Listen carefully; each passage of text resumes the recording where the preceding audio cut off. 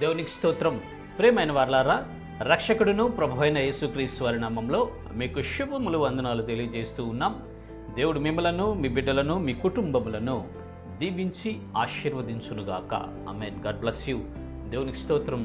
హల్లెలూయా. ప్రియమైన దేవుని పిల్లలారా, ఈ భూలోకంలో మనము జీవిస్తూ ఉన్నప్పుడు రకరకాలుగా మనము ప్రవర్తిస్తూ ఉంటాం, మాట్లాడుతూ ఉంటాం, క్రియలు చేస్తూ ఉంటాం.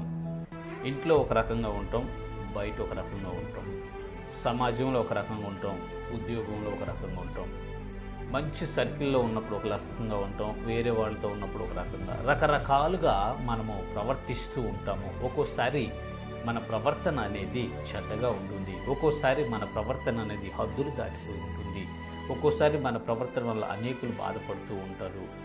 ప్రియమైన దేవుని పిల్లలారా, అయితే మన ప్రవర్తన చాలా బాగుండాలి. మరి ముఖ్యంగా దేవుని మందిరమునకు వెళ్ళేటప్పుడు మన ప్రవర్తన అనేది చాలా జాగ్రత్తగా ఉండాలి అని పరిశుద్ధ లేఖనాలు సెలవిస్తున్నాయి. చూద్దాము లేఖన భాగము.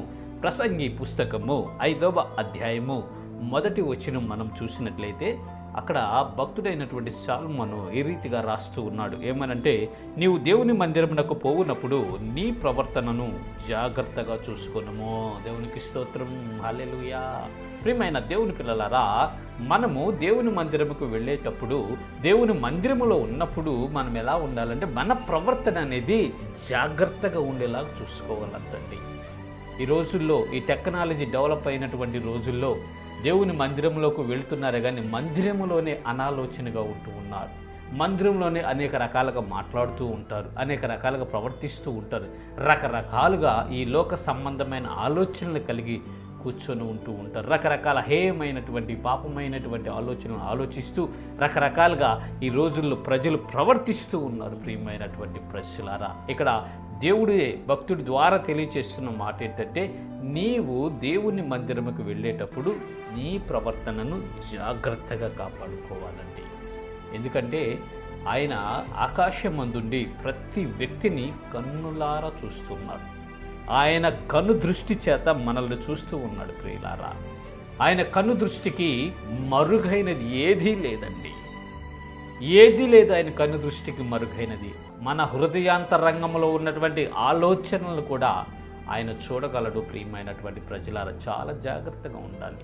మనము దేవుని మందిరానికి వెళ్ళేటప్పుడు మన ప్రవర్తనను జాగ్రత్తగా కాపాడుకోగలిగితే, మన ప్రవర్తనను జాగ్రత్తగా మంచిగా దేవునికి ఇష్టకరంగా మనం ఉండగలిగినట్లయితే దేవుని యొక్క దీవెనలు పొందుకుంటామండి.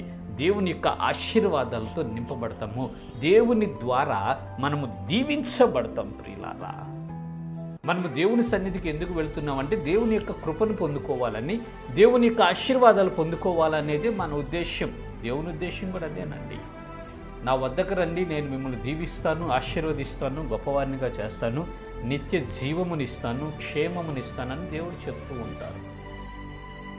అందుకొరకు మనము వెళ్ళాలి, కానీ శాపాన్ని తెచ్చుకునే వారిగా మనం ఉండకూడదండి. దేవుని సన్నిధిలోకి వెళ్ళి మన ఇష్టానుసారంగా జీవించి ఎలా పడితే అలా ప్రవర్తిస్తే దేవుని సన్నిధిలో నుంచి మనకు ఆశీర్వాదం కాదు కానీ శాపమే వస్తుంది. ప్రియులారా, దయచేసి గమనించండి.